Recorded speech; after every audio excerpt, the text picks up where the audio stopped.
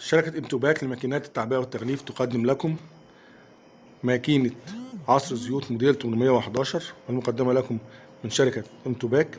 الماكينة بتشتغل على كهرباء المنزل العادية 220 فولت. الماكينة تقوم بعصر الزيوت من خلال المنتجات المختلفة من الحبوب والبذور. معنا المنتج هنشتغل عليه النهاردة حبوب الفول السوداني. الماكينة ممكن تشتغل على منتجات مختلفة زي السمسم، زي حبة البركة، الجرجير، بذر الكتان، الرشاد أو حب الرشاد، الخردل، حبوب البقدونس، القرنفل.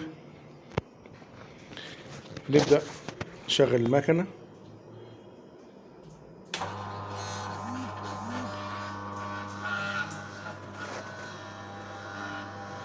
ده هنا القادوس اللي احنا نحط فيه المنتج بتاعنا لو نستخلص منه الزيت بتاعه.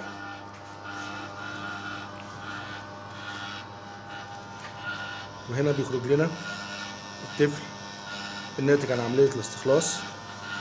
وادي المنتج اللي هو الزيت زي ما احنا شايفين اللي خارج من الحبوب اللي احنا بنقوم بعصرها او استخلاص الزيت منها.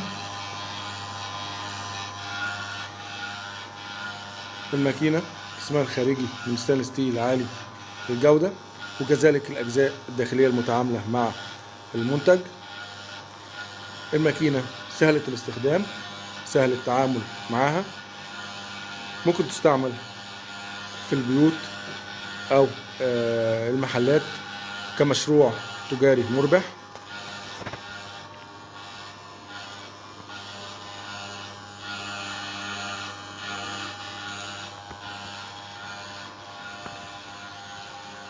قدمنا لكم ماكينة عصر الزيوت موديل 811 ومقدمة لكم من شركة انتوباك. قدمها لكم محمد عبد الله تحت إدارة وإشراف مهندس أحمد حسن مدير فرع مدينة نصر.